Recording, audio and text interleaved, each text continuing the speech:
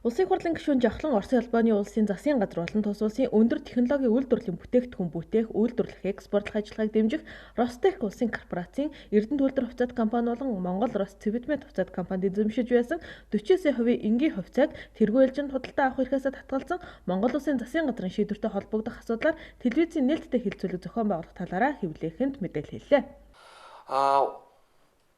Одоо зурагт телевизүүдтэй бол хаалтын гэрээ хийж ийн гэсэн одоо энэ Эрдэнэтийг нэг ховчилж авсан нөхдүүд хийж ийн гэсэн юм учир бүтээлэг бас яриа яваад байгаа л да. Тэгээд энэ Риогийн Олимп та холбогдуулаад хагас тэрбум орчим төгрөгийн гэрээ хийсэн юм одоо үндэсний олон нийтийн телевизэд гэрээ хийсэн юм асуудал байна. Тэр нь бол Риогийн Олимп чи ерөөсө 8 сараас 9 сарын хооронд л баг ингээд дуусчих байгаа асуудал шүү дээ. Тэгэхээр 1 жилийн дотор гэрээ хийсэн байгаа байхгүй. Тэгэхээр энэ гэрээ бол бас хаалтын гэрээ хийсэн байна нэг талдаа. Нөгөө талдаа нөгөө Жавхлан их хурлын гишүүн энэ Эрдэнэтийн талаар нэр нь холбогдож байгаа Элвэгдорж ерөнхийлөгч энтрийг дахиад олон түмний энэ телевиз мэдээллийн хэрэгсэл рүү дуудаад эхлэх гэж айд сандарч одоо бажигдаж нэгсэндээ чацаг харавсандаа одоо өөрийнхөө одоо нарийн бичгийн дарга намын одоо нарийн бичгийн дарга байлуу те байсан энэ оюун дээр гэж хүнээр одоо энэ зүйлийг сарниулах энэ зүйлийг хийлгэхгүй байх гэсэн ийм зүйл рүү яваад ороод эхэллээ гэсэн ийм хардталтыг төрүүлж байна л да. За ингээд төрийн байгуулалтын байнгын хорооноос Монголын үндэсний олон нийтийн радио телевизийг шалгахаар томилогдсон ажлын хэсэгт би бас энэ талаар сая хүсэлт хөргүүллээ л дээ. Эрдэнэт үйлдвэртэй холбоотой асуудал сүүлийн үед олонний анхаарлын төвд байгаа билээ. Үндэсний олон нийтийн радио телевиз нь Рио 2016 Олимпийн нэрийн дор хагас тэрбум төгрөгийн хаалтын гэрээ хийсэн байж болзошгүй мэдээ байна.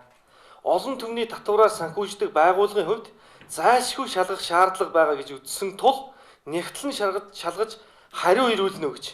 Одоо энэ ажлын хэсэгт би энэ бичгээ сая гардуулж өглөө л дээ.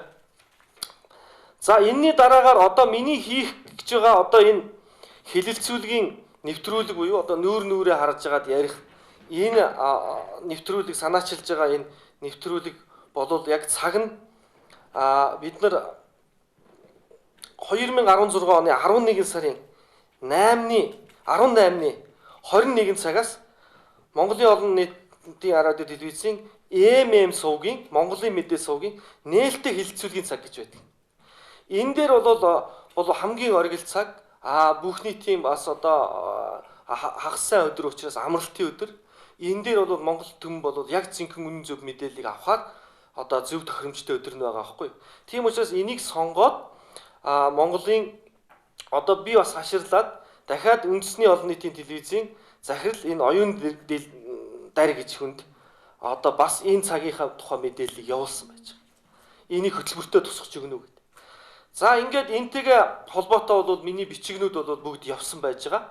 Одоо энд бол эдгээр хүмүүс бол татгалзахгүйгээр олон түмнээс одоо яг жинхэнэ одоо зөв үннээ яриад олон түмнээс юм нуулгүйгээр ярих болов гэж би бодож байгаа. Тэгээ хамгийн түрүүнд одоо энэ Эрдэнэтийн тухай асуудлаар маш их нэр нь холбогдоод байгаа Монгол улсын ерөнхийлөгч Элвэгдорж байд одоо урилга хөргүүлж байна. Улсын хурлын гишүүн Жавхлан мэдээллийн төгсгөл сэтгүүлчдийн асуултанд хариулт өгсөн юм а.